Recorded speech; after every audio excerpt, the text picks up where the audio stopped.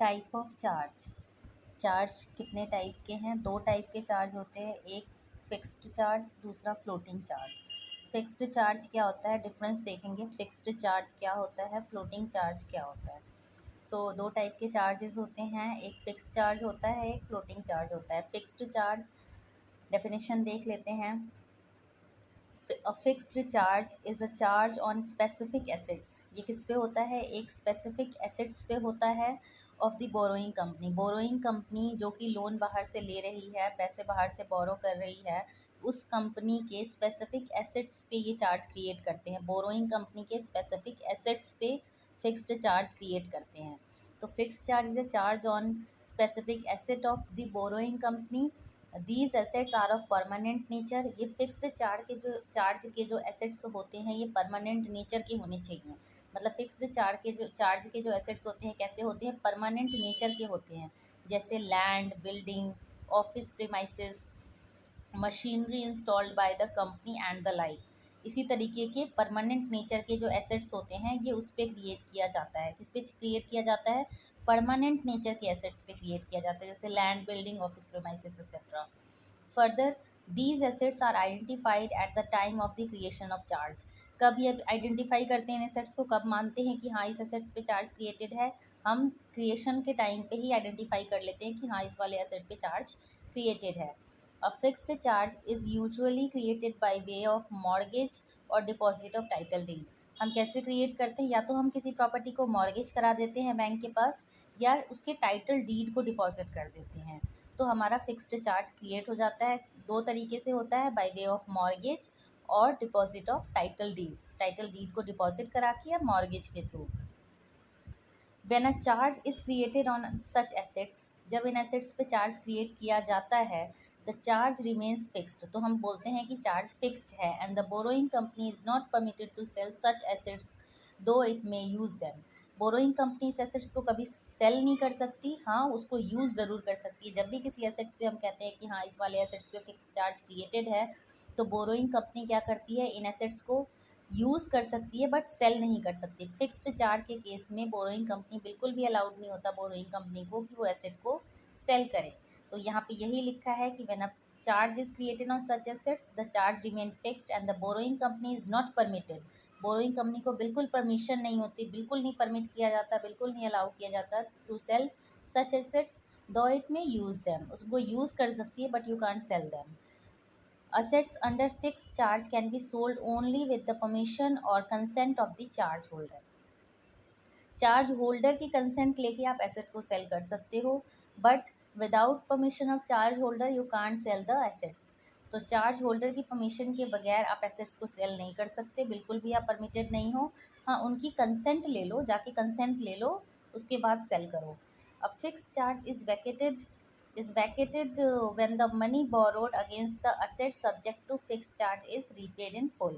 हम कब मानेंगे कि फिक्स चार्ज वैकेट हो गया, मतलब फिक्स चार्ज खत्म है उस पर्टिकुलर एसेट्स पे, जब हम क्या बोलेंगे, जो मनी बोरोड है, जितने पैसे कंपनी ने ले रखे हैं उसको पूरे तरीके से उसको पे कर दिया हो। ठीक है, the asset subject to fix charge is repaid in full. आपने रीपे कर दिया हो फुल, मतलब कंप्लीट अमाउंट उसके अगेंस्ट जो भी है वो आपने पूरे जितने पैसे आपने बोरो किए थे वो सारे पैसे उनको वापस कर दिए हो, जो भी फाइनेंशियल इंस्टीट्यूशन है या बैंक्स जहाँ से भी आपने पैसे ले रखे थे। तो ये फिक्स चार्ज तभी वैकेट होगा जब बोरोइंग कंपनी जो है वो फुल सेटलमेंट कर देगी। फ्लोटिंग चार्ज, अब देखो फ्लोटिंग चार्ज क्या है। Floating charge, a floating charge is created on assets or a class of assets which are of fluctuating nature।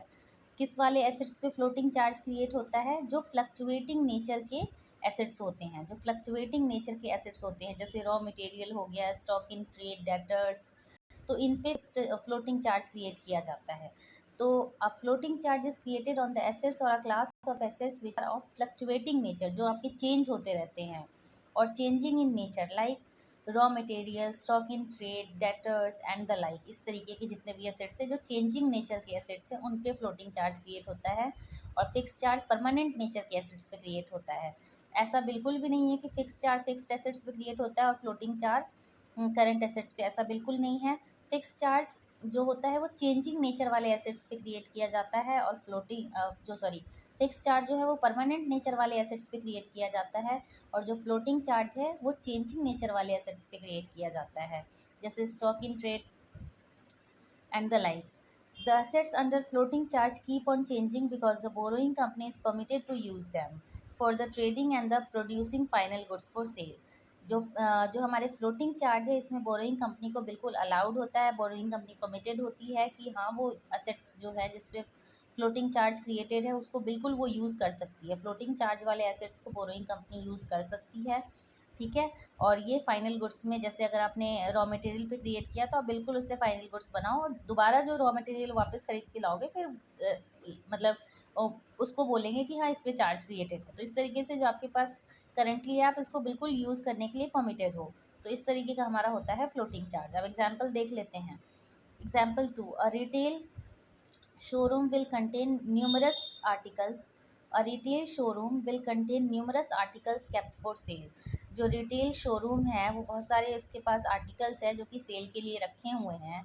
The owner of the showroom might have borrowed against the security of all those goods in the showroom. Owner ने इसके against क्या किया, बोरो कर लिया, और मतलब इसको security रख के उसने पैसे बोरो कर लिए, but he may still sell or otherwise deal with them in the ordinary course of business। But वो क्या कर सकता है, वो मतलब उसको सेल कर सकता है और वो जितने भी एसेट्स हैं उसको ऑर्डिनरी कोर्स ऑफ बिजनेस पे वो बिल्कुल उसको डील कर सकता है। The buyer will get it free of the charge. Buyer को जो एसेट मिलेगा, जो बायर खरीदेगा, ऐसा नहीं है कि बायर वो चार्ज वाली एसेट खरीद रहा है कल को आके बैंक उससे बोलने लग जाएंगे, नहीं ऐसा बिल्कुल नहीं है। जो बायर खरीदेगा वो फ्री फ्रॉम चार्ज होगा, उस मतलब बायर का जो एसेट है वो बिल्कुल फ्री ऑफ चार्ज होगा। सो ये हमारा सेकेंड एग्जाम्पल था। Third example, in case of company which manufactures leather goods. अगर कोई कंपनी है जो लेदर गुड्स मैन्युफैक्चर करती है, the raw material in the form of leather, तो रॉ मटेरियल लेदर के फॉर्म में होगा, which is subject matter of floating charge. तो आप बोल सकते हो कि हाँ ये सब्जेक्ट मैटर है किसका, फ्लोटिंग चार्ज का। May be use to manufacture leather goods without seeking any permission from the lander. और वो कंपनी अगर इस पे चार्ज क्रिएट भी करती है तो वो विदाउट सीकिंग एनी परमिशन वो इस लेदर के गुड्स को बिल्कुल यूज़ कर सकती है, इसको सेल कर सकती है। Thus, like a fixed charge, the assets offered as security by the company can be dealt with by the company in ordinary course of business।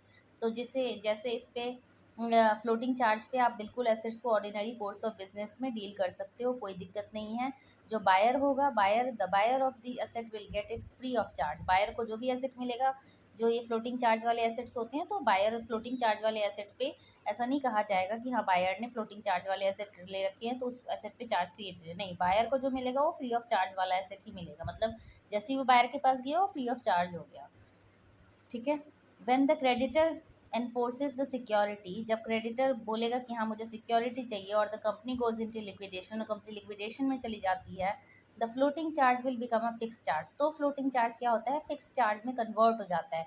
अब जैसे क्रेडिटर अगर इसके लिए सिक्योरिटी के लिए एनफोर्स करता है या कंपनी लिक्विडेशन में जाती है तो रोक दिया जाता है कि हाँ आप इस एसेट को सेल नहीं करोगे, तो the floating charge will become a fix charge on all the assets available on the date. उस डेट पे जो आपके लिक्विडेशन का है वहाँ पे जितने भी एसेट्स आपके अवेलेबल होते हैं वो सारे फिक्स्ड चार्ज के दायरे में आ जाते हैं फ्लोटिंग चार्ज से बदल के, एंड विच में कम इन टू एग्जिस्टेंस देयर आफ्टर। और फिर उसके बाद वो एग्जिस्टेंस में रहते। कहने का मतलब ये है कि जब लिक्विडेशन के टाइम पे क्या होता है, जब कंपनी लिक्विडेशन में जा रही होती है, क्रेडिटर जो है वो एनफोर्स करता है सिक्योरिटी के लिए, तो जो आपके फ्लोटिंग चार्ज वाले एसेट हैं वो फिक्स चार्ज में बदल जाते हैं, मतलब आप उसको बेच नहीं सकते बिल्कुल भी। अब देखते हैं, this is called crystallization of a charge. अब जैसे फिक्स्ड चार्ज जो फ्लोटिंग चार्ज है वो फिक्स चार्ज में कन्वर्ट हो गया, तो फ्लोटिंग चार्ज को फिक्स चार्ज में कन्वर्ट होने को हम क्या बोलते हैं, crystallization of a floating charge बोलते हैं। कि फ्लोटिंग चार्ज का क्या हो गया, क्रिस्टलाइजेशन हो गया, मतलब फ्लोटिंग चार्ज जो है वो फिक्स चार्ज बन गया। तो यहाँ पे हम क्या बोलेंगे, a floating charge remains dormant until it becomes fix charge. Floating charge बिल्कुल रुका रहता है जब तक वो फिक्स चार्ज नहीं बन जाता और crystallises. On the crystallization, the security becomes fixed and is available for realization so that the borrowed money is repaid। ये हम क्रिस्टलाइजेशन क्यों करते हैं, क्योंकि जो हमारा फ्लोटिंग चार्ज है वो फिक्स चार्ज में बदल जाए और जो पैसे आपने ले रखे हैं उसको बेच करके हम जो बोरोड मनी है उसको हम रीपे कर सकें, तो इसलिए क्रिस्टलाइजेशन का कॉन्सेप्ट आता है। तो on the crystallization security becomes fixed, तो आपकी जो सिक्योरिटी है, आपको देखो फ्लोटिंग चार्ज में तो आपको अलाउड है कि आप सेल कर सकते हो, ठीक है, ऑर्डिनरी कोर्स ऑफ बिजनेस में, बट वंस अगर एक बार ये क्रिस्टलाइज हो गया, क्रिस्टलाइजेशन का अगर हो गया, एक बार हो गया, तो बिल्कुल भी आप इसको, इस एसेट को सिर्फ और सिर्फ रीपे करने के लिए ही यूज़ करोगे। जो आपका लेंडर है उसको पैसे रीपे करने के लिए ही इसको बेचोगे। तो ये यही बोल रहे हैं, on crystallization the security becomes fixed and is available for realization so that the borrowed is repaid, borrowed money is repaid, ताकि बोरोड मनी को क्या किया जाए, रीपेड करा जा सके। क्रिस्टलाइजेशन ऑफ फ्लोटिंग चार्ज में occur when the terms and condition of floating charge are violated. Crystallization कब होता है, जब आप फ्लोटिंग चार्ज के टर्म्स एंड कंडीशन को वायलेट करते हो, जब तब क्रिस्टलाइजेशन का प्रोसेस आ जाता है। और the company ceases to continue its business, या फिर लिक्विडेशन के टाइम पे क्रिस्टलाइजेशन हो जाता है कि आपके एसेट्स जो होते हैं फिर आप उसे उन एसेट्स को डील नहीं कर सकते हो, वहीं रुक जाता है। तो ये बोल रहे हैं कि क्रिस्टलाइजेशन दो केस में हो जाता है, जब तो आप टर्म्स एंड कंडीशन को वायलेट करते हो, टर्म्स एंड कंडीशन को वायलेट करते हो, और company ceases to continue its business, और कंपनी अपने बिजनेस को बंद कर रही होती है, और the company goes into liquidation, या फिर कंपनी लिक्विडेशन में जा रही हो, और the creditor enforce the security, या फिर क्रेडिटर ने डिमांड करना शुरू कर दिया होगा कि मेरी सिक्योरिटी, जो मेरे पैसे हैं वो वापस करो। तो जब क्रेडिटर एनफोर्स करता है सिक्योरिटी के लिए, तब भी क्रिस्टलाइजेशन हो जाता है। तो और covered by the floating charge. तो यहाँ पे बस यही कह रहे हैं कि क्रिस्टलाइजेशन ऑफ फ्लोटिंग चार्ज में अकर when the terms and condition of the floating charge are violated, or the company ceases to continue its business, or the company goes into liquidation, or the creditors enforce the security covered by the floating charge।